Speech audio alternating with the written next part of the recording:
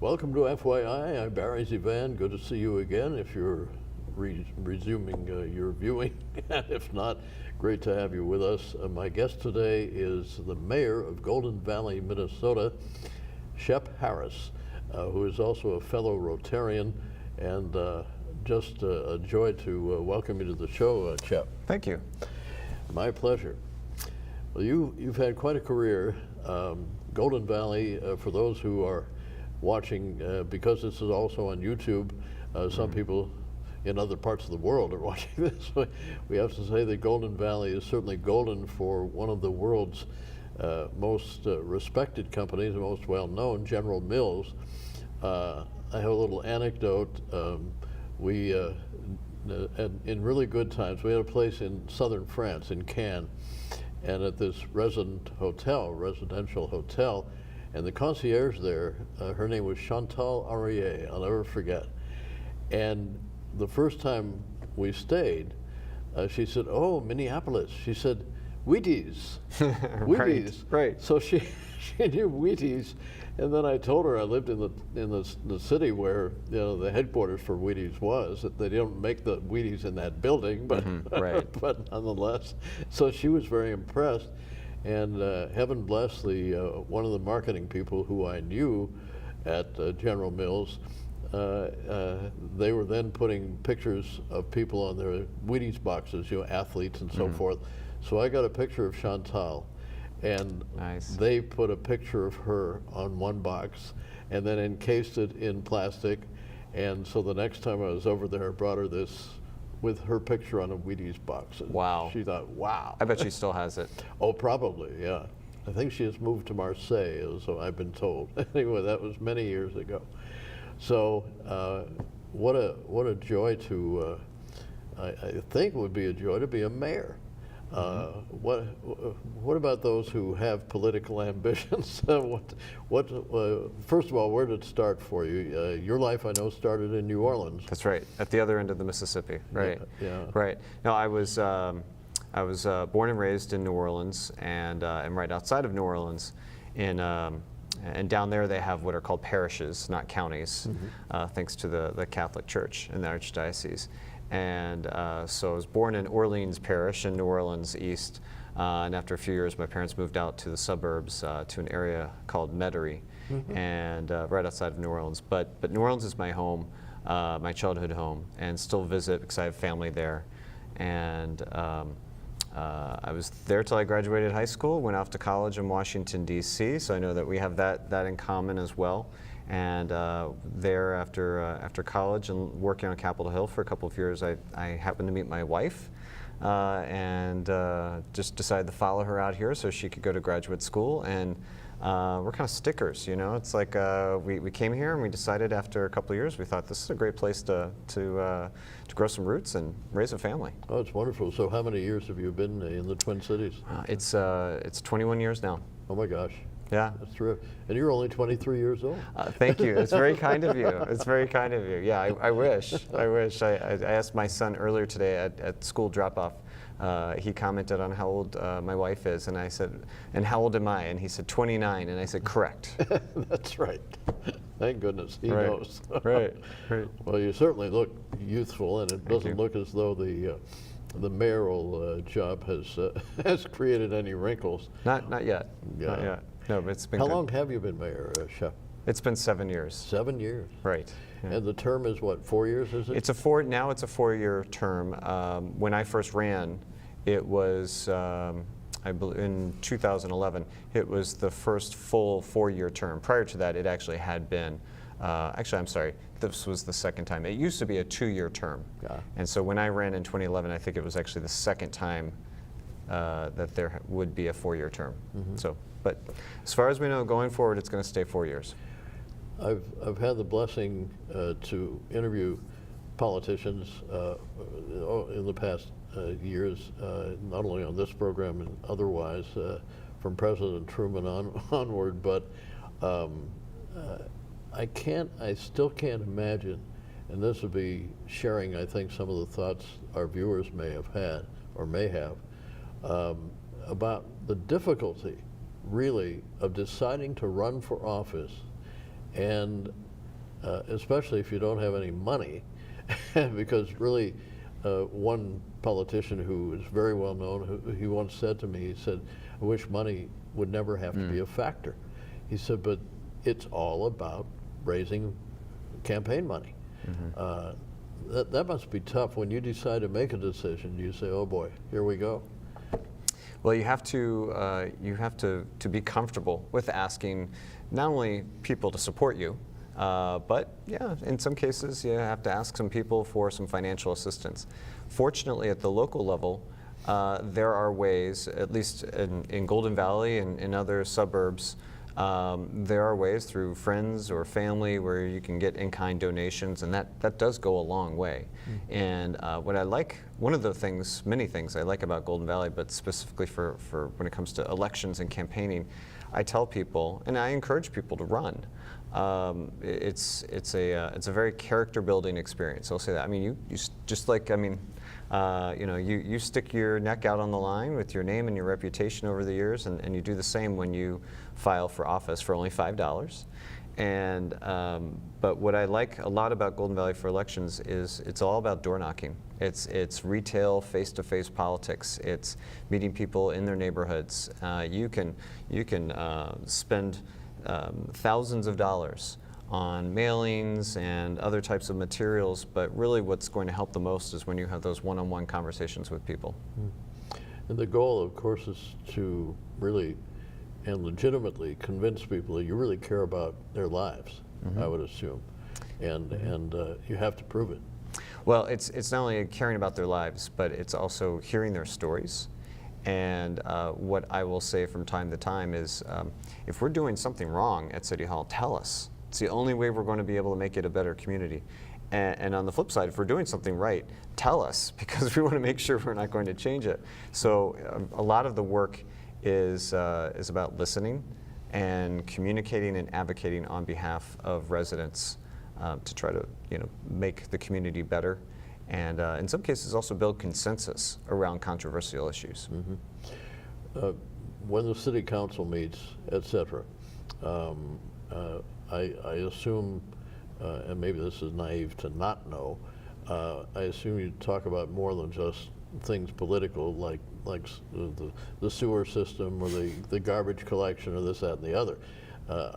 You would, in my opinion, I think you would have to also include topics like the fire department, police department, things of that nature. There's a lot on that plate spinning. So it's not just walking into your mayoral office and sitting down and say, "Gee, this is a nice day." Right. Well, one thing that is I think it's a challenge for some people to understand that there's local government, but it's not monolithic. There are different styles of local government, and you could see in a Minneapolis and a St. Paul where you have the mayor has a stronger, higher profile role along with the council. And, but in places like Golden Valley, it's really a city council structure. So as I always say, I'm one of 5 people on the city council.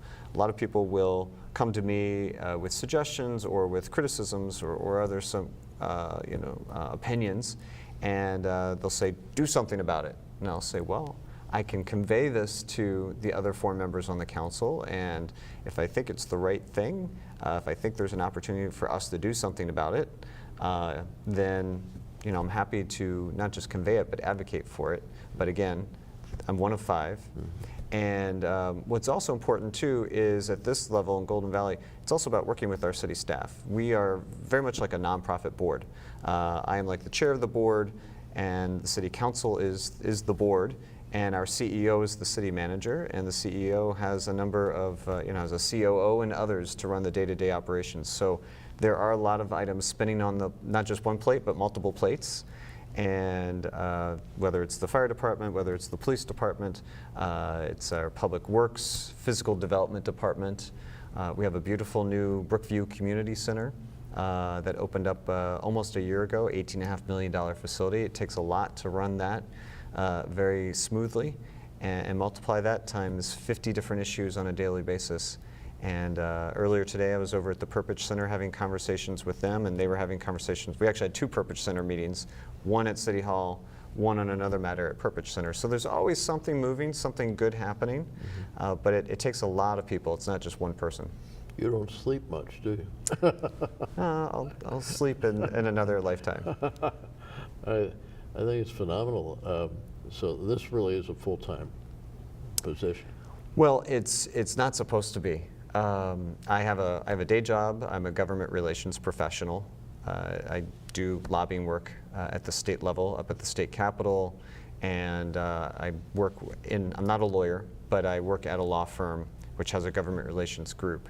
And so with the exception of Minneapolis, St. Paul, and Duluth, by state law, all the other cities do not have full-time mayors. Oh, wow. So it's really what you put into it. The outgoing mayor of Rochester, Ardell Brady, he's retired. So he's had some additional time to put into the job.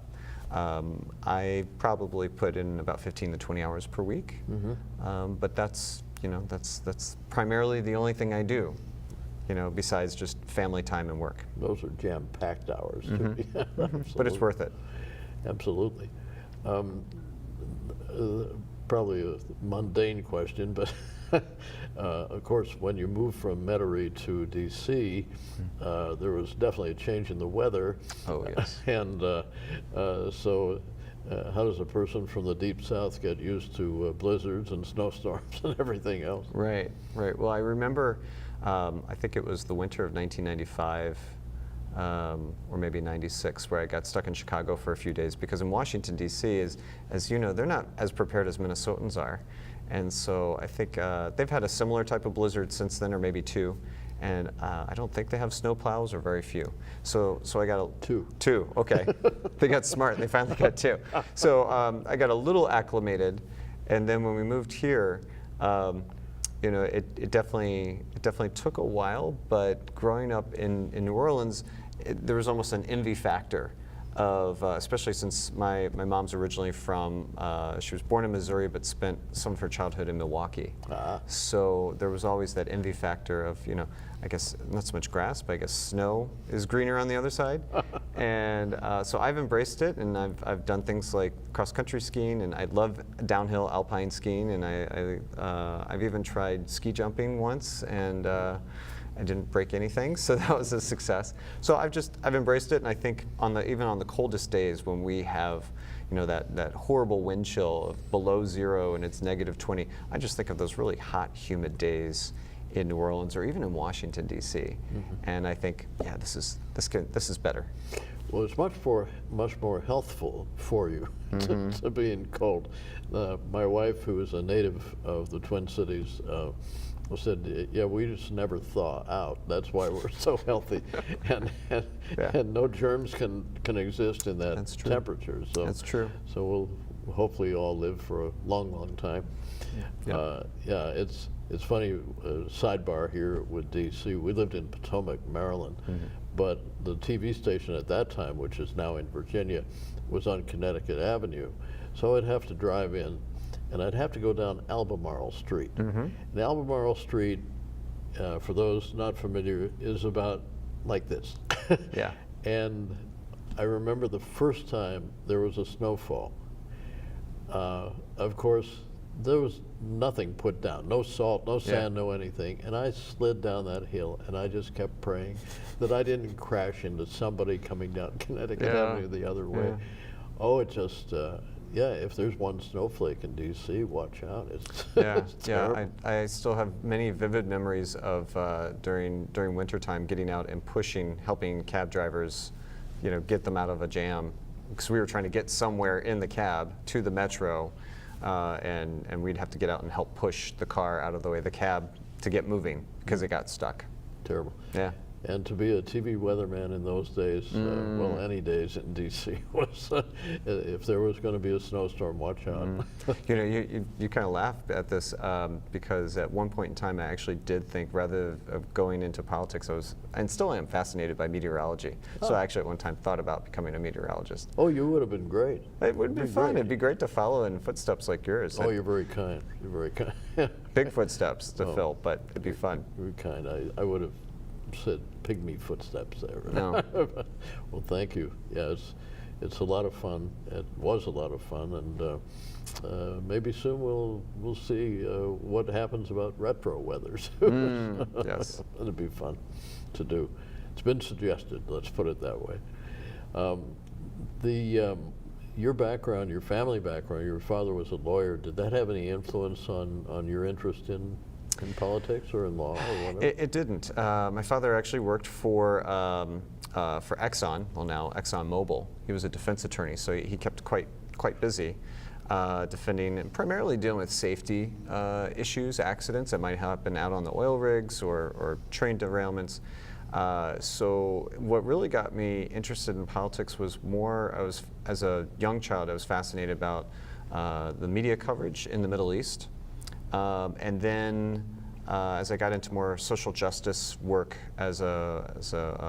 involved in my high school youth group through my synagogue, and what really, I think, capped it off was in 1988, the former Ku Klux Klan leader David Duke was surprisingly elected to, he won the primary for a state house seat, and that really lit a fire under me. And I organized a number of local high school Jewish youth, and we teamed up behind the scenes with the Republican Party, and we were making phone calls to try to help the other Republican candidate beat David Duke. And that's what really got me going and connected me to Republicans, connected me to Democrats, and one thing led to another thing, and a couple years later I'm interning for U.S. Senator J. Bennett Johnston in his re-election campaign, also against David Duke, or I should say David Duke against him, and then I went to school in Washington, D.C., and the rest is kind of history. Wow. During your D.C. days, did you get a chance to spend quite a bit of time, or a little bit of time even on Capitol Hill with some of the senators and congressmen? I did. I was very lucky. So through the volunteer work that I'd done, internship volunteer work that I'd done for Senator Johnston, I was able to get an internship there in his office. And then several years later, after I graduated from American University there in Washington, I was hired to be on his staff. And so I was able to do that for about a year and a half, and then he retired. And I jumped over to the House side, and I worked for Congresswoman Corrine Brown, who's still there, from the Jacksonville area of Florida. And so I was able to get a lot of exposure, and the stories that we hear out in the media out here, you usually hear a day or two beforehand. And so, and just, funny different moments and situations. I remember almost being accidentally trampled by Bill Bradley, but maybe that's because he's so tall and I'm so short. He didn't see me coming around the corner, things like that. Or playing baseball with, the former representative, but Milwaukee mayor. I'm drawing a blank on his name now, but just doing baseball practices with the House Democrats as they prepared for their annual baseball game, which Martin Sabo used to be, former congressman from here, used to be the manager of the Democrats team.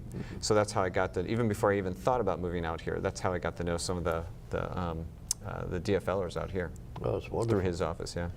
Well, in my opinion, I only lived there a little over 3 years, but the staffers who I got to know, and through some of the senators and congressmen I got to know, people don't realize those people, some of them work 16 hours a day. Oh, yeah.